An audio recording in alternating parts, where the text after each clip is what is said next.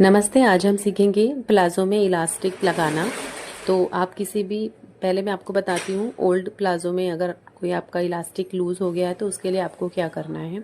उसके लिए आपको अपने प्लाज़ो की बीच की सिलाई को खोल लेना है और बाकी का आगे का जो प्रोसेस है वो सेम ही रहेगा। देखिए, बीच की सिलाई खोलनी है और 2 इंच की जितनी आपको सिलाई और खोलनी है अगर आप पुराने प्लाज़ो में लगा रहे हैं। नए में अगर आपको लगाना है तो देखिए, यहाँ पे हमने बेल्ट जो स्टिच किया है उसमें 2 से 3 इंच की जगह हम छोड़ देंगे जहाँ से हम इलास्टिक को इंसर्ट करेंगे। ठीक है, अभी हम देखेंगे कि हमें कमर का इलास्टिक का माप कैसे लेना है। तो जो हमारी वेस्ट राउंड होती है उससे हमें 6 इंच कम लेना है इलास्टिक का माप।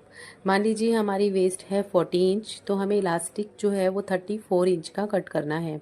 तो हमें ये ध्यान रखना है कि हमारी जो भी वेस्ट होगी, आपकी वेस्ट राउंड होगा, उससे 6 इंच कम आपको इलास्टिक कट करना है। अभी हम इसको पिन लगा के और अंदर की तरफ इंसर्ट करेंगे। आपको ये ध्यान रखना है कि इलास्टिक अंदर से फोल्ड नहीं होना चाहिए या मुड़ना नहीं चाहिए, नहीं तो बीच में फिर वो पता चलता है। तो इसलिए आपको धीरे धीरे सीधा सीधा उसको करते जाना है और इलास्टिक को आप लास्ट तक इंसर्ट करते जाइए। आप बच्चों के पजामे में या उनमें भी जब इलास्टिक लूज़ हो जाते हैं तो उसमें भी आप ये ट्रिक यूज़ कर सकते हो। सेम इसी तरीके से आपको उसमें भी इलास्टिक लगाना है। अब देखिए, यहाँ पे हम कॉर्नर पे आके और अब इलास्टिक के दोनों पार्ट्स जो हमें हैं उनको हम साथ में स्टिच कर देंगे इस तरह से।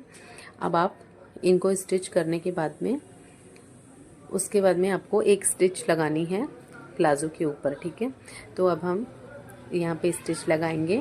देखिए, ये स्टिच मैं कंप्लीट कर ली हूँ। इलास्टिक की स्टिच कंप्लीट करने के बाद में मैं प्लाज़ो पे जो खुली हुई जगह थी 2 से 3 इंच की, वहाँ पे भी मैंने स्टिच लगा दी है। उसके बाद में मैं प्लाज़ो में सेंटर पे स्टिच लगाऊंगी। तो इलास्टिक को हमें दोनों तरफ से खींचते जाना है और सेंटर पे हम स्टिच लगाते जाएंगे। आपको ये अच्छे से ध्यान रखना है कि आपको इलास्टिक को दोनों तरफ से खींचना है और फिर स्टिच लगाना है सेंटर पे। ये स्टिच लगाने से इलास्टिक फोल्ड नहीं होता है और जो प्लाज़ो या सलवार जो भी आप बना रहे हो तो उसकी फिनिशिंग भी अच्छी आती है। तो इस तरीके से हमारा इलास्टिक लग के रेडी हो गया है। और ये आपका, थैंक यू फॉर वॉचिंग।